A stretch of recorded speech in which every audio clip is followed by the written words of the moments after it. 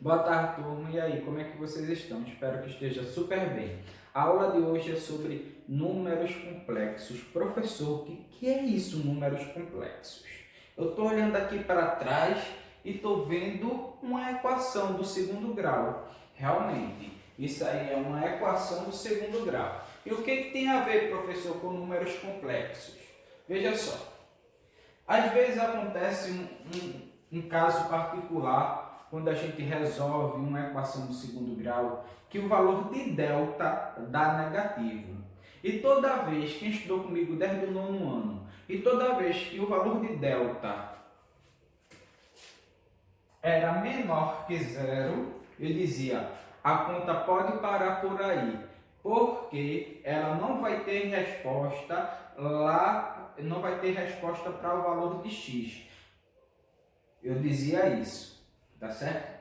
A gente só continuava quando delta era maior que zero ou delta era igual a zero. Quando delta era maior que zero, eu tinha x1 e x2 como resposta. Quando delta era igual a zero, tanto o valor de x1 quanto o valor de x2 era o mesmo. Eu não sei se vocês estão lembrados, mas veja só. E essa partezinha aqui, quando delta for menor que zero, será que não tem mesmo resposta?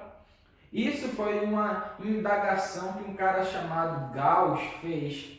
Gauss era muito inteligente, que ele era conhecido como o príncipe da matemática. Eu acho que eu já falei para vocês sobre a história de Gauss, ou vocês já escutaram, né? Gauss, quando pequeno, era um menino muito travesso na escola. Mas por que ele era um menino muito travesso na escola? Porque a professora explicava uma coisa, ele já entendia rápido, terminava logo a atividade, não tinha mais o que fazer, ele ia o quê? Como qualquer outra criança, brincar, não é isso? Então o que a professora fez? Vou pegar Gauss agora, eu vou pedir para ele somar de 1 até 100.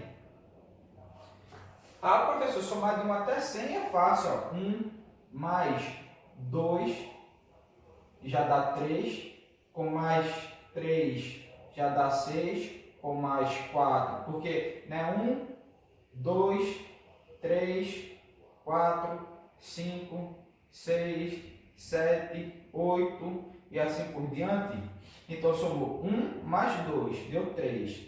3 mais 3, que deu 6. 6 mais 4, que deu 10. 10 mais 5, que dá 15. 15 mais 6 dá 21. 21 mais 7 dá 28. 28 mais 8 dá 36. 36 mais 9. E assim vai por diante. Então Gauss ia perder um tempo somando isso. A professora passou essa atividade para Gauss, não deu 5 minutos de Gauss, entregou para ela. Ela ficou abismada, né? E foi entender como Gauss fez. O que Gauss fez? Ele percebeu, ó, que ele precisa somar de 1, mais 2, mais 3, não é isso? Até, vou até apagar isso aqui, até chegar a quem? A 97, 98, 99, 100. Então ele precisava somar de 1 até chegar em 100. Aí ele observou que se ele pegasse 1 mais 100, dava 101. Se ele pegasse 2 mais 99, também dava 101. Se ele pegasse 3 mais 98, também dava 101. Então ele observou que se ele fizesse pares, tá certo? Ia dar 101 todos os pares. Então ele disse, então, se eu tenho de 1 até 100, eu vou fazer quantos pares de 101? 50 pares. Então ele só fez isso, ó, 50 vezes 101. E deu, deixa eu ver, 50 vezes 101. 0, 5 vezes 1, 5, 5 vezes 0, 0, 5. Deu 5.050. E ele chegou lá com a resposta, né? De 0 até 101, até 100, dá 5.050. A professora ficou abismada, falando das primeiras teorias dele, tá certo? Gauss, um cara extremamente inteligente, entrou ainda praticamente um adolescente na faculdade. Quando chegou lá na faculdade sabia mais do que os professores, né? Aí o que aconteceu? Um professor nunca quer ser, nunca quer que um aluno saiba mais do que ele, né? Na época. Hoje a gente já aceita. Então o que acontece? O professor disse: "Ah, Gauss, tem essa conta aqui, que há mais de 300 anos a turma tenta resolver e nunca consegue." E nem o professor sabia a resposta também. Tinha lá o problema, mas ninguém sabia decifrar. Gauss foi e decifrou o problema. Então o que acontece?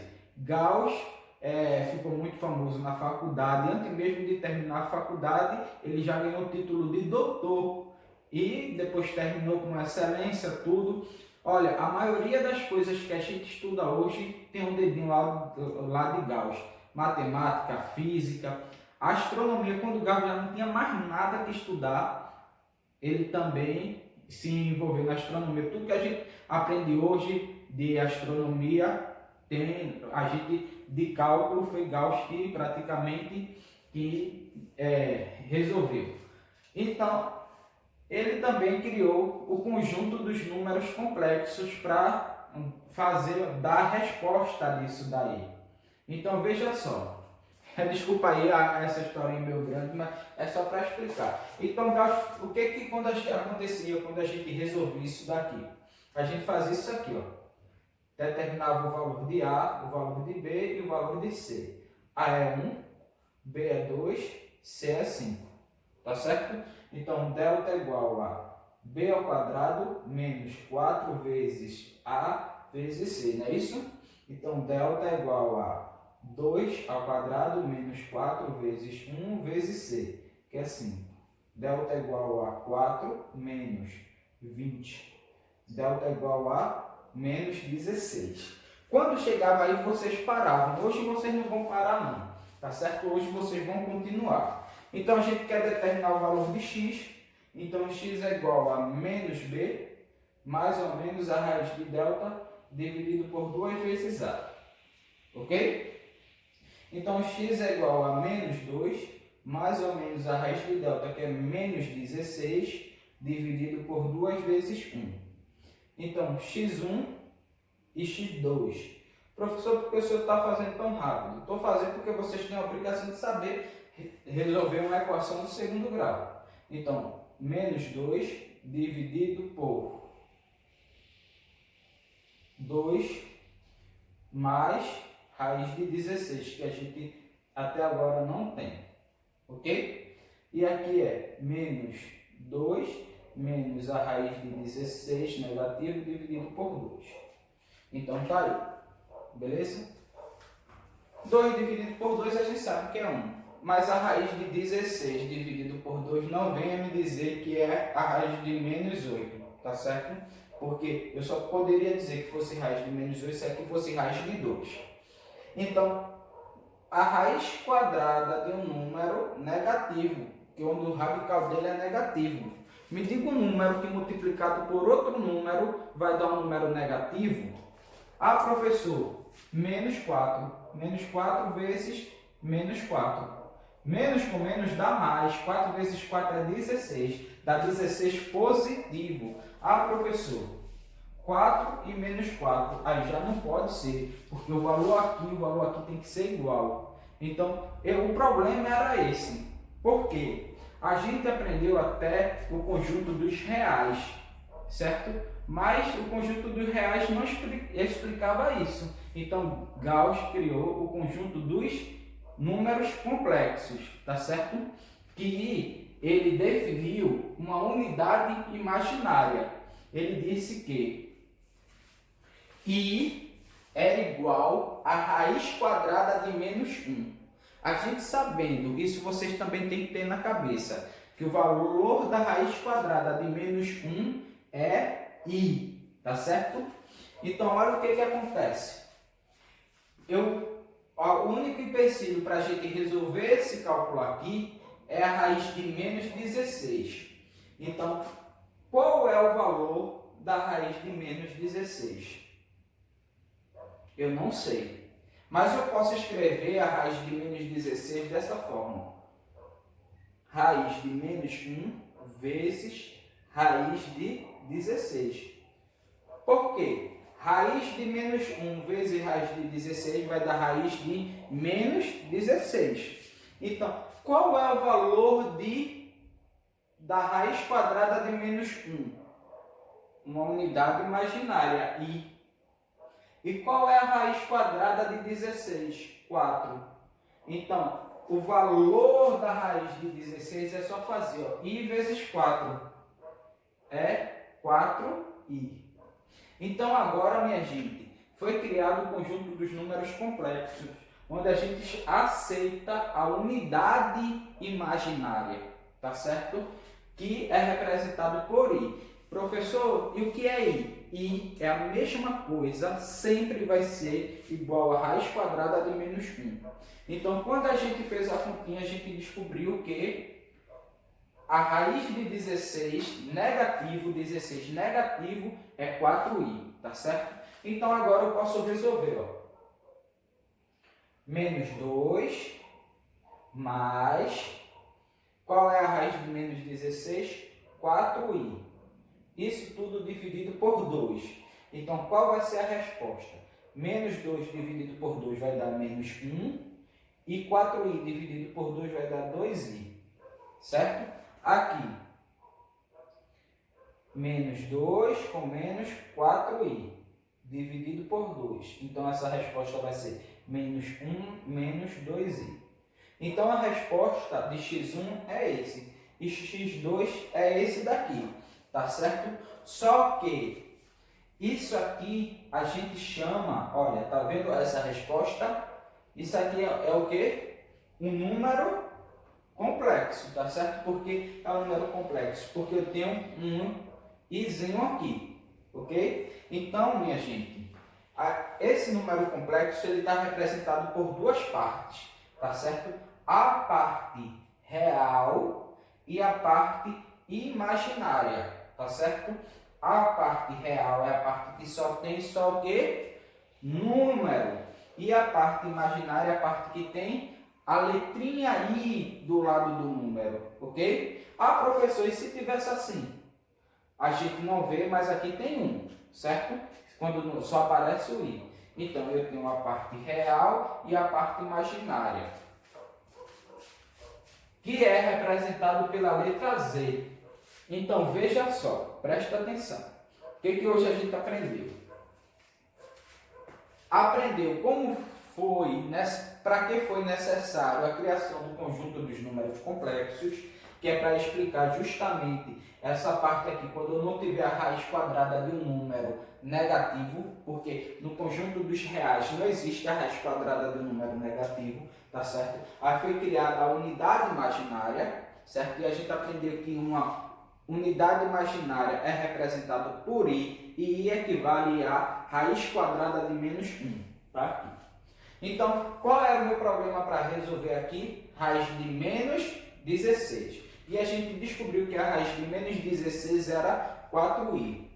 Substituí a raiz de menos 16 por 4i, tá certo? Resolvi a conta e x1 deu menos 1 mais 2i. E x2 deu menos 1 menos 2i. Então, aqui eu tenho um número complexo, tá certo? Um número complexo. O número complexo ele é representado aqui, nesse caso, pelo número inteiro, um número real, desculpa, e um número imaginário, ok? E esse número real e o número imaginário, eu posso representar ele na forma algébrica.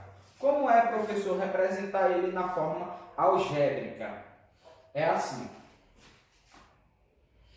Qual é o que eu tenho aqui? Eu tenho esse valor aqui, ó. Z menos 1 mais 2i.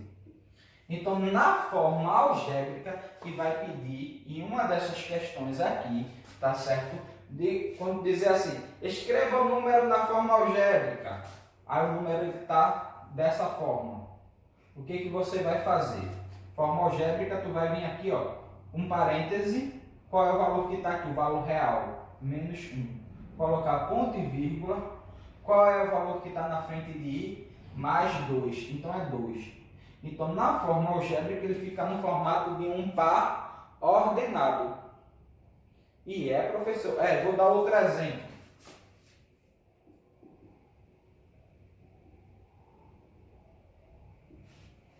Aí eu cheguei assim de representa esse número na forma algébrica. Aí tu vem aqui, ó. Esse número aqui, que é o z, né? E z é quem? 4 mais i. Aí você vem aqui, ó. Abre parêntese, 4, pontinho. Quem está na frente do i? Quando a gente não vê é 1. 4 e 1. Pronto. Agora vai acontecer que eu vou dizer assim, ó. Representa esse número na forma de números complexos. Aí tu vai ter que fazer o quê? Olha, esse aqui é quem? Sempre o x e o y.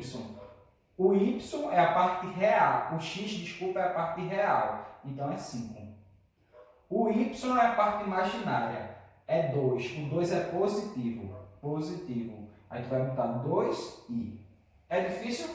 Não. A gente pode representar um número complexo na forma algébrica e pode representar ele na forma de número complexo. Eu posso ter ele na forma algébrica, certo? Agora, isso a questão vai dizer, está na forma algébrica, é um número complexo que está na forma algébrica. Ou ele pode dizer, olha, isso aqui é um número complexo e eu quero que você escreva na forma algébrica, tá certo? A gente também pode representar um número complexo, certo? No formato de gráfico, tá certo? E eu vou ensinar vocês agora como representar um número complexo no formato de um gráfico, ok? Que a turma chama isso de plano de Gauss. E eu vou pegar esse exemplo aqui que eu dei. Esse daqui e esse daqui, tá certo? Aí imagina que eu tenho esse número complexo e peço para você representar ele no formato de um gráfico. O que tu vai fazer?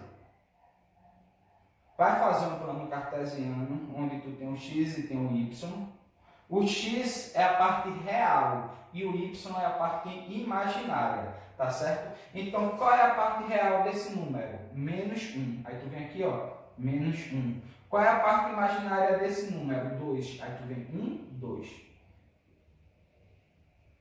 Então, no gráfico ele está aqui, certo? Então, esse z está aqui no gráfico, ok? E esse daqui, professor, onde ele está no gráfico? Eu vou chamar esse aqui de z1 e esse aqui de z2, tá certo? Quem é a parte real? 4. Então, x é 4. 1, 2, 3, 4. Quem é a parte imaginária? 1. A parte imaginária é o valor de y. Então, aqui é o Z2, tá certo? Aí você representou no gráfico. Por que, professor, o senhor ensinou isso? Eu ensinei isso porque na página 735, certo? Tem uma atividade que diz assim: escreva cada número complexo na forma algébrica e vice-versa. Então, veja, na letra A, tu tem ele na forma algébrica e ele quer que tu escreva ele na forma de número complexo.